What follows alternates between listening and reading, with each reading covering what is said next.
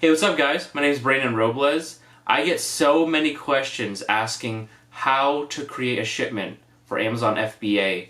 So I really wanted to create a series on a step-by-step process, bringing you from cleaning books all the way to actually shipping it.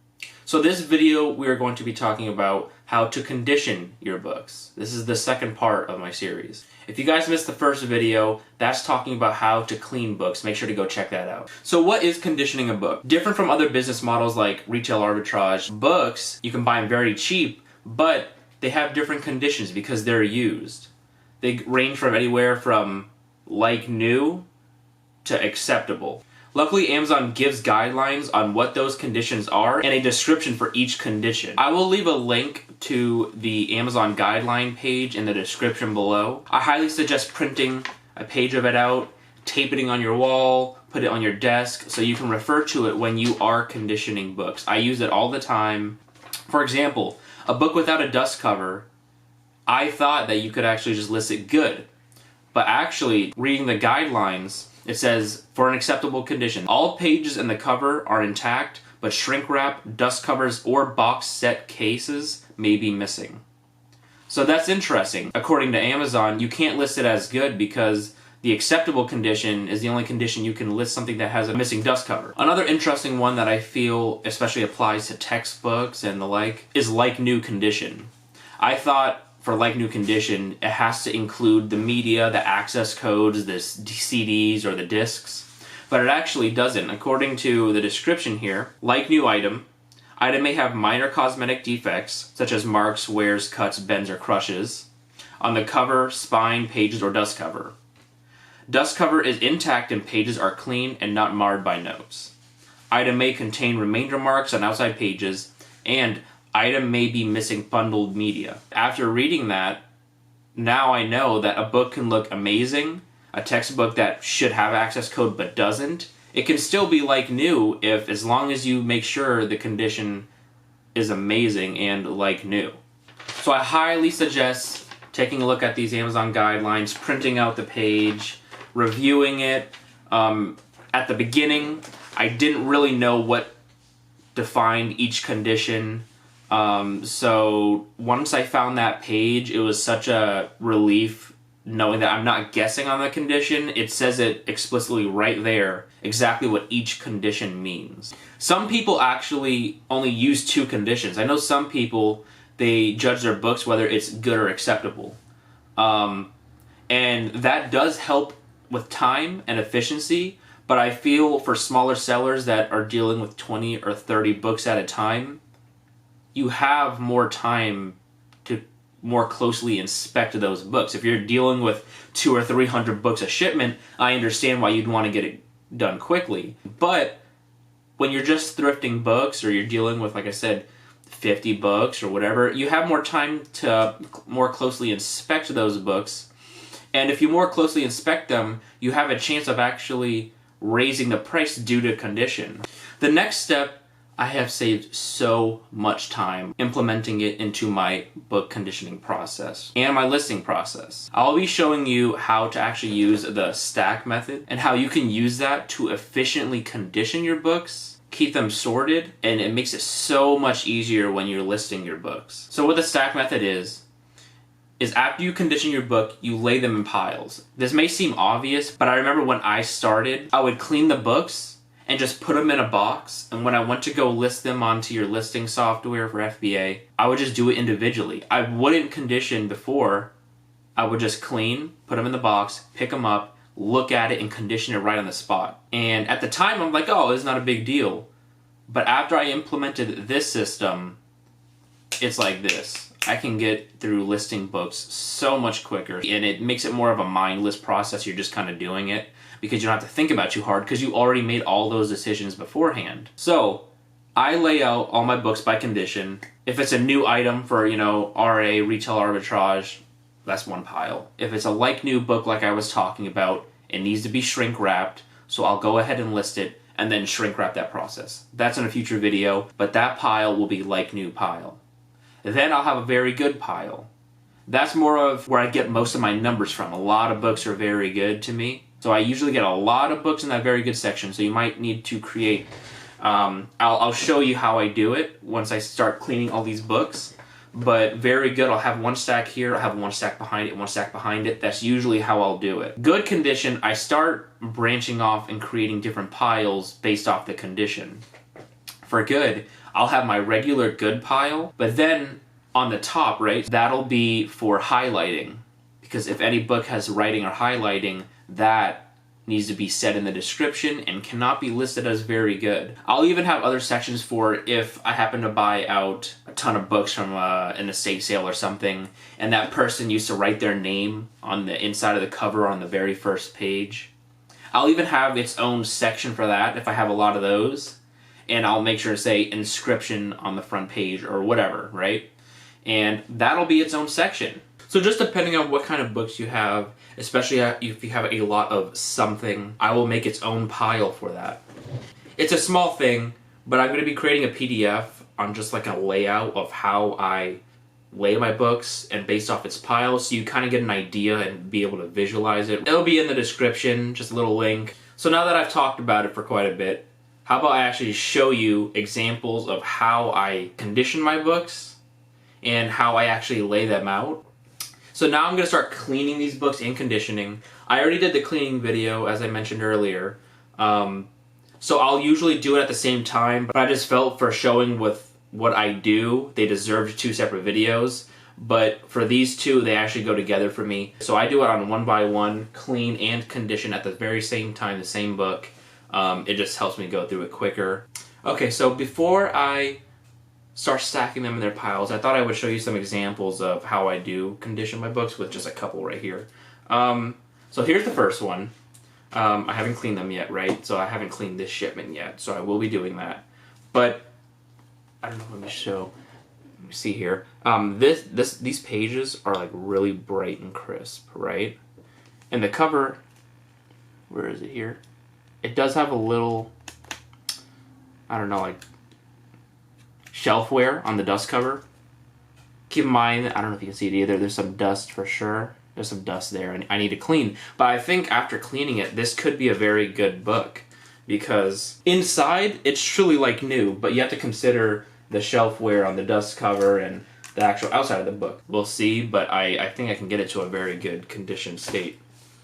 Here's a book of regular good condition, right? I was saying how there's different piles based if it's highlighting or writing or an inscription, there's enough of them. This one is just straight up good, and I'll show you why. Because off the bat, here it is. Off the bat, you know, like, okay, it has a good cover, right? But it has a little crease on that corner. Not only does it have that crease, but if you take a look at the spine, you see that creasing? For me, especially usually with a paperback book, I'll go ahead and label this just good. The inside of the pages, they look great. This is a newer book, so I know that's not aging due to this. This was on purpose. The illustrations are like bright and crisp. The pages are great, no highlighting or writing. Just the condition of the spine, because the creasing and the creasing on the corner. This won't even require much cleaning, but just based off of the condition on the inside of the book, I would probably go good condition with this. So here's a condition of a book that I think I described earlier in the video. It looks great, but I did do further research, and it does come with a dust cover. Sometimes these kind of books don't, but this one actually does. That if it doesn't have a dust cover, based off of Amazon's guidelines, this actually has to be listed as acceptable. Here's a book that, just an older book. I don't know when this was made. Let's see, 73, right? Not old, but, you know, it has wear on its dust cover. It definitely has shelf wear. It has scratches, right? Take a look at that. See how it has some damage right there on the top. The color's kind of coming off. Some scratches right there. It is. There's something there. This is natural. I've actually learned that. A lot of the books actually have this on purpose. I thought it was because it was dirty. Like, oh my god, that's really dirty. It's actually not. But the pages, nothing wrong with the pages, right? It's in good condition for the pages, right? If you took a look at the front of this, you'd be like, oh man, that book's in rough shape. The cover, the actual cover of the book, it's in great condition, right? But that dust cover, it looks rough, but a lot of people rather have a dust cover like this than not a dust cover at all.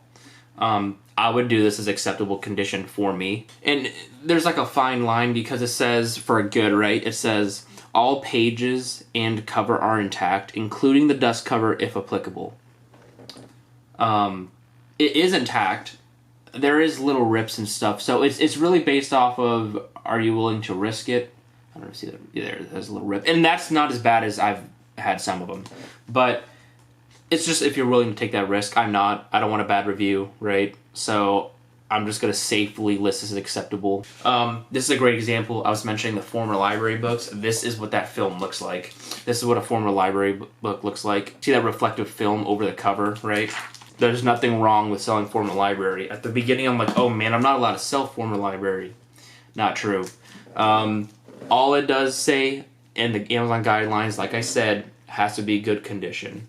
I'm going to follow what Amazon says for efficiency, to save time. People buy them. I've sold former library books all the time. And then finally, I thought I'd end it off with a really good condition book.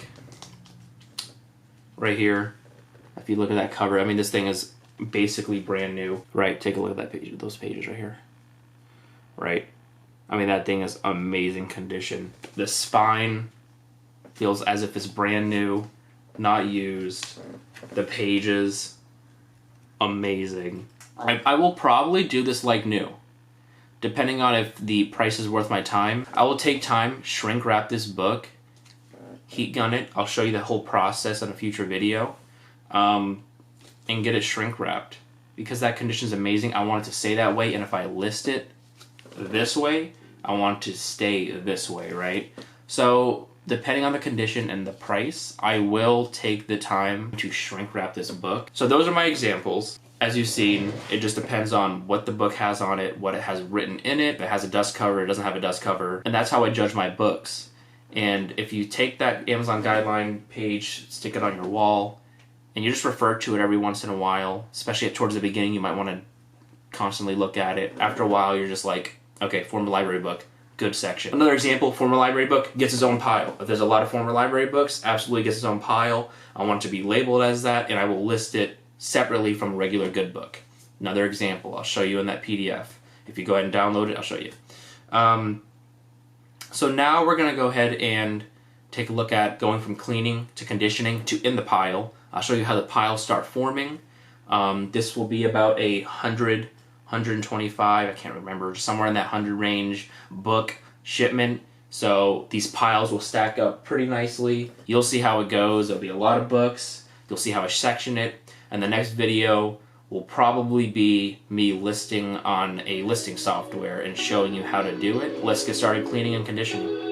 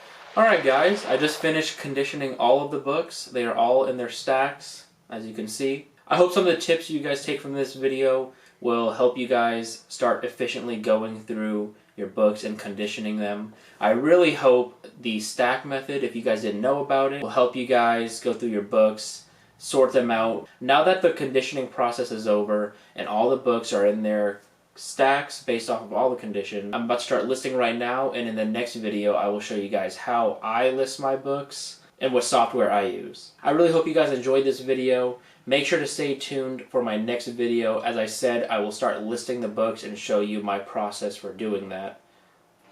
If you guys enjoyed watching this video, make sure to like, share, and subscribe. If you have any questions, make sure to comment down below or DM me at @TheBrandonRobles on Instagram. I would love to hear you guys' feedback or any suggestions on future videos that I can do to help you and other people. Stay hustling, and I'll see you guys in the next video.